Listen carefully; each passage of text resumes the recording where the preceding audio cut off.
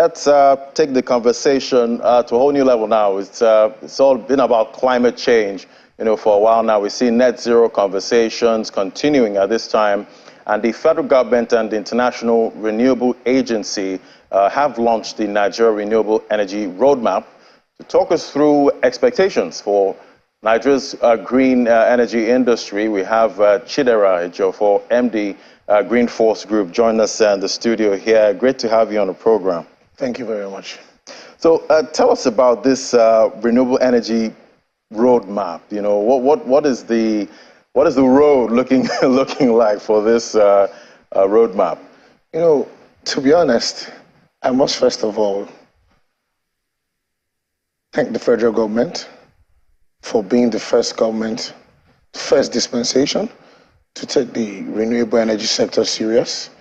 And we could see from the transition energy meeting they had in New York with Sustainable Energy for All, the International Renewable Energy Association came with the Energy Commission in Nigeria to create a roadmap for us to at least achieve 60% by 2050. So they're expecting that 60% of the power coming from the national grid by 2050 would at least come from renewable energy sources. So we understand that transitioning into renewable energy has to be a collaborative effort, has to be all hands on deck. We are trying to save our planet and not just trying to say, oh, let's switch our energy sources. Presently, we deal a lot on energy sources that emit so much carbon into the atmosphere. So the drive for the climate change led to this energy transition plan. And it's a gradual process. It starts with the rural communities that are very far from the grid. That's why we have the Rural Electrification Agency, presently empowering communities with renewable energy sources.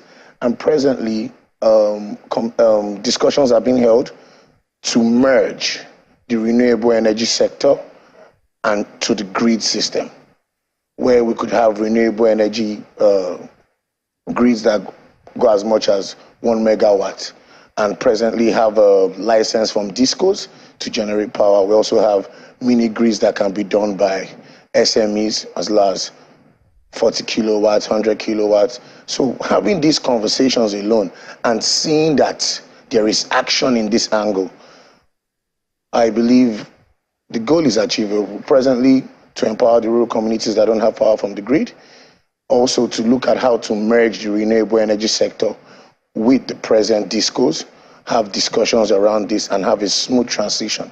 Not like you're trying to take over or you're trying to come into someone's space. We're just trying to put hands together to save the planet. Right. You can see companies like Shell, Chevron, Exxon. Shell has done fantastically well in Nigeria. They've set up the all-on funds and they've been powering communities and they've been empowering renewable energy entrepreneurs in the country. All right, looking at the situation in Nigeria, right now, I'm sure, coming here, I'm sure you saw the fuel queues and all of that, right now in Nigeria. And obviously, households and businesses are struggling, at this point, because even as we speak, you can't get that much, you're not getting that much power, talking about electricity. How is renewable energy, able to solve this cost problem? Because now people are paying so much, to buy PMS, and obviously you have to fuel your generators for your business and your household. So is renewable energy bridging this gap anyway right now, with the cost implication? So when we say cost implication, it's actually relative, because renewable energy is a long-term solution. When you have a solar panel, the lifespan is between 50 to 100 years, which is a century. And you have an appliance that can generate power for you for the next 25 to 30 years. Obviously, the initial capital outlay might be a little bit high as to getting your fuel per liter at the filling station. So that's why we need governments. That's why if you see at COP27, the UN Secretary General precisely said that he needs the European economy to come into Africa and support this plan to ease the financial burden on the manufacturers, the entrepreneurs, and to allow us also reach out to our consumers and allow spread payment or consumption, pay by consumption, have renewable energy grids that have their own prepaid meters. So these solutions is how we can get there. However, it's through finance and through government. You can see in California, they try to ensure that they roll out, there are about 80% electrical cars by 2030, 2040, and they're offering tax incentives as high as $5,000, $7,000, $10,000 if you drop down your fossil fuel car and you switch to an electric car. So renewable energy actually needs financial support. Because that means in the short term, it's still quite, expensive. It's a long-term decision. Okay. You're getting something that can generate power for you for 30 years as opposed to spending. We can look as far as someone using a small generator now in this fuel scarcity. In a year, you'll probably be averaging around 500,000 to $1,000,000 on fuel. And we still have the diesel issue. Yes, and you're not even talking about the cost of servicing, cost of maintenance, or cost of acquisition. But when you have a renewable energy solution that might cost you what that would take you for 2-3 years, you'd see that in the long run, over a decade, you saved yourself some money. And obviously, it's still early days in 2023, and obviously there's some trends I know that must be coming up at some point as we go on in 2023. What do you think?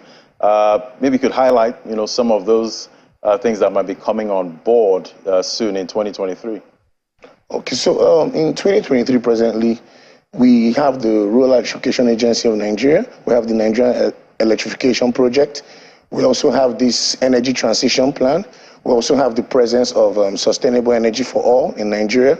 We have other non-profit governmental organizations, EU, GIZ, USAID.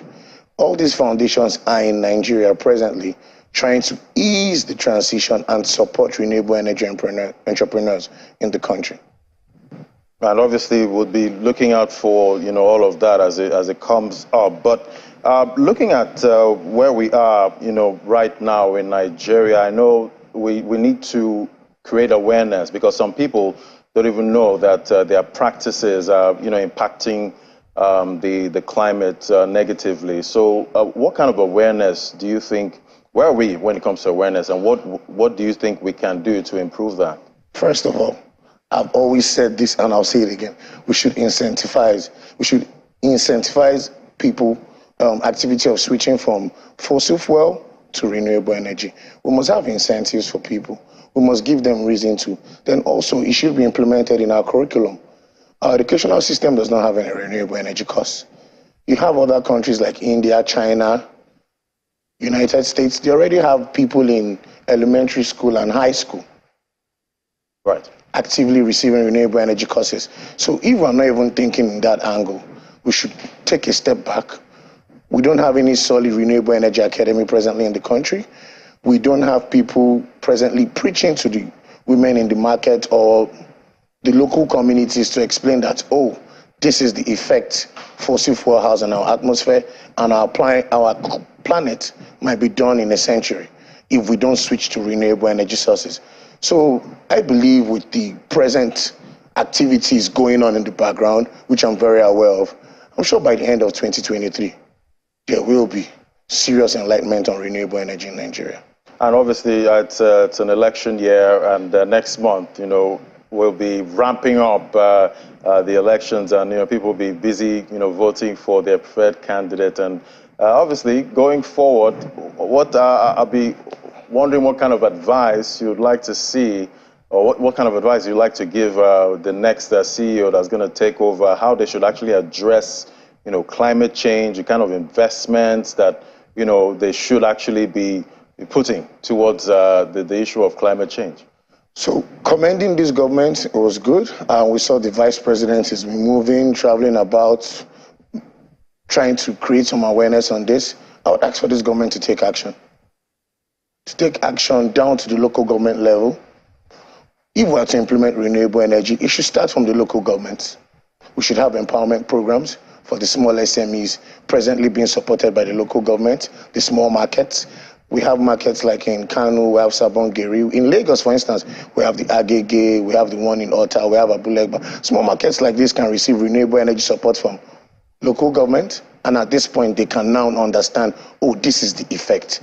I have a solar panel. Once the sun comes out, I have light in my office. And with solar, you have to understand that energy consumption is not like a generator. You are exhausting power that has been saved in your backup.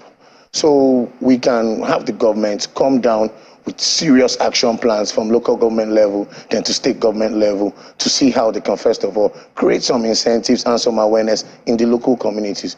We still know that the literacy level in Nigeria is pretty low. So we have to start with local empowerment. All right. And obviously, we're all looking forward to, that'll be COP28. It's COP28. That's coming soon. And hopefully we'll be able to solve this whole climate change issue. Thank you so much, Mr. Chiderejo, for MD Green Force Group. It was great having you. Thank you very much for having me. With us.